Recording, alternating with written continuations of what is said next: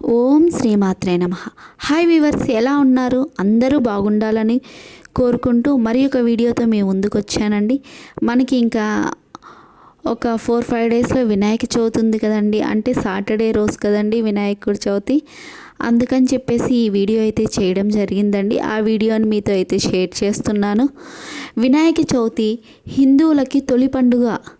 భాద్రపద శుద్ధ చవితి రోజునే వినాయకుడి జననం జరిగిందని కొందరు, గణాధిపత్యం వచ్చిందని కొన్ని పౌరాణిక కథలు వ్యాప్తిలో ఉన్నాయి. విఘ్నేశ్వరుడు పుట్టినరోజు లేదా గణాధిపత్యం పొందిన భాద్రపద శుద్ధ చవితి వినాయక చవితి అని మనం హిందువులను జరుపుకుంటారు. ఆ రోజునే వినాయకుడు పుట్టాడని, గణాధిపత్యం పొందాడని పలు పురాణ కథలు ప్రచారంలో ఉన్నాయి. వినాయక చవితి రోజున ప్రాతకాలమే లేచి ఇంటిని శుభ్రం చేయాలి. తర్వాత తలంటు స్నానం చేసి ఉతికిన వస్త్రాలను ధరించాలి. మామిడాకులు, తోరణాలు కట్టి ఇంటిని అలంకరించాలి. ఓ పీటకు పసుపు రాసి ఇంటి ఈశాన్య భాగంలో లేదా ఉత్తర దిక్కులో ఉంచాలి.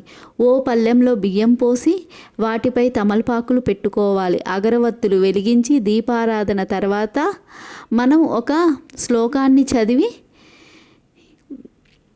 అయ్యవారికి ఆసనంపై వినాయక ప్రతిమను ఉంచి పాల వెల్లికి పసుపు రాసి కుంకుమతో బొట్టు పెట్టి విగ్రహం తలపైకి వచ్చేలా దాన్ని వేలాడదీయాలి. దీనిపై పత్రి వేసి నలువైపులా మొక్కజొన్న పొత్తులు పళ్ళతో అలంకరించాలి. ఉండ్రాళ్ళు, కుడుములు, పాయసము, గారెలు, పులిహార, మోదుకలు, జిల్లేడుకాయలు మొదలైన పిండి వంటలు సిద్ధం చేసి మనము అయ్యవారికి సమర్పించాలి. ఒక రాగి పాత్ర లేదా ఇత్తడి పాత్రను తీసుకొని పసుపు రాసి అందులో నీళ్లు పోసి పైన టెంకాయ జాకెట్ ఉంచి కలశం కూడా ఏర్పాటు చేయాలి. మనము పూజకు కావాల్సిన సామాగ్రి ఏంటో తెలుసుకుందామా ఒకసారి. పసుపు, కుంకుమ, గంధం, అగరవత్తులు, కర్పూరము, తమలపాకులు, పూలు, అరటి పండ్లు, కొబ్బరికాయలు, బెల్లం, తోరం, కుందులు, నెయ్యి, నూనె, ఒత్తులు, 21 రకాల పత్రి, నైవేద్యాలు ఇవన్నీ సిద్ధం చేసి మనం వినాయకుడికి పూజ అనేది మొదలు పెట్టుకోవాలి. ఫస్ట్ మనం ఏం చేయాలి?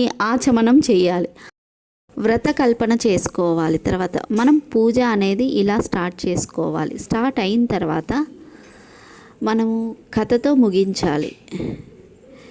కథ కావాలి అనుకున్న వాళ్ళు నాకు పోస్ట్ చేస్తే నేను కథ అనేది మీకు పెడతానండి. నచ్చితే కానీ ఒక లైక్ చేయండి, షేర్ చేయండి, సబ్స్క్రైబ్ చేసుకోండి. థ్యాంక్ యూ అండి. Thank you very much.